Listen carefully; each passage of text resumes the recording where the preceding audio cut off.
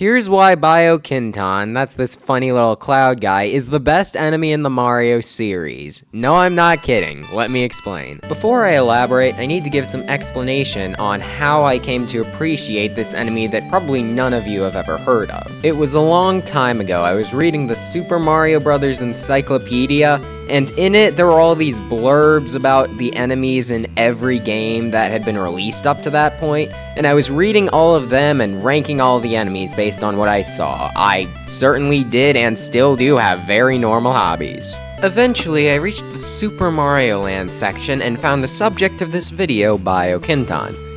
Actually, here it read Brokinton. I think it's a typo because this excerpt is carried over from a certain game manual. But this is like the last time that this poor soul has showed up in anything official, so maybe that's its name now. Not important, let's move on. The little description they gave Biokinton was, "This cloud conceals a chicken dispenser," which is just so out there that I immediately decided that Biokinton is one of my favorite enemies in the game. Yeah, the reasoning behind why I decided to even look Biokinton's way is pretty simple, but maybe the reason it stuck was because of the cool things that this guy did in the game, so let's look into that. Biokinton is known for its performance in Super Mario Land, where it shows up as a boss in the final level of the game. It flies around in a diagonal pattern, shooting birds to the left until you shoot it enough times that it dies. Right after that, Tatonga shows up, the secret final boss, which kinda leaves Biokinton feeling like a bit of an afterthought, especially considering this is the only game where he really shows up. There are living clouds in other games both before and after this one, but they either have mouths, which Biokinton does not, or they're just different clouds that aren't Biokinton. Biokinton also shows up for the manga for Super Mario Land. I honestly don't recommend reading it, it's pretty weird, but Biokinton shows up here for a whopping 3 panels. He shows up, shoots some birds at Mario that do absolutely nothing, and then gets shot by Tatonga because Tatonga is focused on firing at Mario. So in both instances where it shows up, it gets screwed over by Tatonga, which is really sad. Maybe he shows up in one of the later ones, I doubt it, because he is dead. Otherwise, in the Super Mario Land manual, he does get a more detailed description than the one I gave earlier. It's revealed here that he's not actually the cloud, he just hides inside the cloud because he's shy. It kinda looks in the manga like he is the cloud, but that's probably just an inconsistency or something. You can ponder that while we pull up the next bit of Biokinton content. That's all the Biokinton content. I ran out. I'm sure that you all want more. Trust me, so did I when I learned about just how little of this guy is in the actual series, but yeah, that's all there is, at least all that I could find. What feels worse, though, is that almost nobody is talking about this boss, and I think a large reason for that is because Super Mario Land is not a very popular game. I'm pretty sure it's the least talked about game in the mainline series, which is why I think most of the things from it, excepting Daisy and I guess the Super Ball Flower, have been forgotten by most of the community. It's honestly insane just how little of Biokinton's on the internet, though. The best I could find besides a couple of wiki pages was one Tumblr post that was about weird Mario enemies, and one Reddit user who regularly posts about Biokinton and made an appreciation post for him. There are a few other little things, but that's about it. Most videos covering the level usually only talk about Tatonga, and I mean, I don't even know if I'm pronouncing this guy's name right, because I haven't found any video where anybody says his name.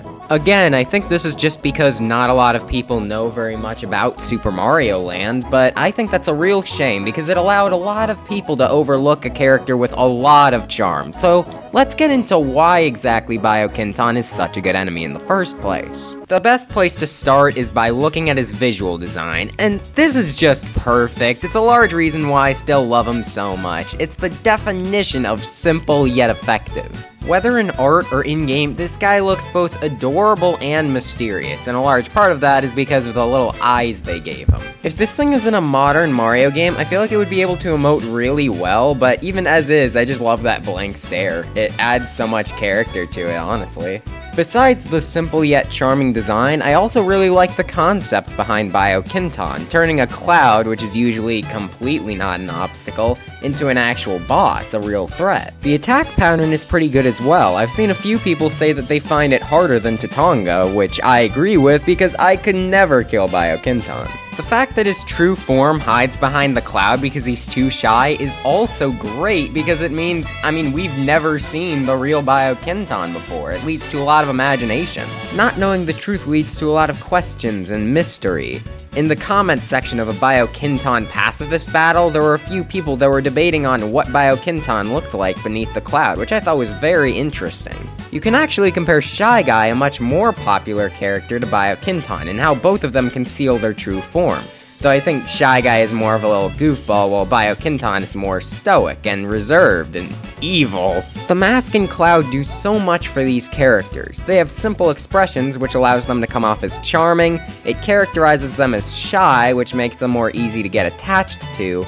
And honestly, most importantly, it allows anybody looking at them to kind of envision and imagine what they might be like under the surface. Actually, forget comparing it to another Mario character, I can compare it to something I've covered before on my channel, which is Ghost Pepper. I made a short little video where she was the subject, and the video did pretty well, and that's probably because she deserves it because she's one of the best characters in the game, for very similar reasons to Biokinton.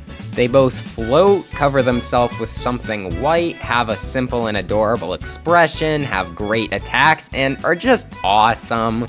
There is so much to love about Biokinton, but I didn't just make this video to show off all the great things about him. I also made it because I wanted to show off all the potential that this character has if Nintendo decides to ever use him again. If Biokinton were as popular as, say, Shy Guy, a very similar enemy, then there's so many different things they could do with it. First of all, like I said earlier, I think it'd be great to see Biokinton show a bit more emotion than he does in the normal game. I know that he's hiding behind the cloud, but it shows some expression in the manga, and I honestly love how it does it there, so I'd like to see that in a modern game. I also think there are some neat things they could do with Biokinton's attacks if he was used as a boss in a later game.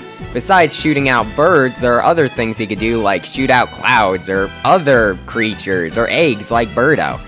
We don't know what's going on under the cloud, I don't even know how he shoots out birds, so there's a lot of creativity they could use there. They could build a connection to Lakitu, who's one of the other Cloud-y guys in the series. Honestly, there's a lot they could do if they just gave Biokinton another shot. I want to see Biokinton swinging a tennis racket or driving a car. Stranger characters have done that, and I think it'd be real funny.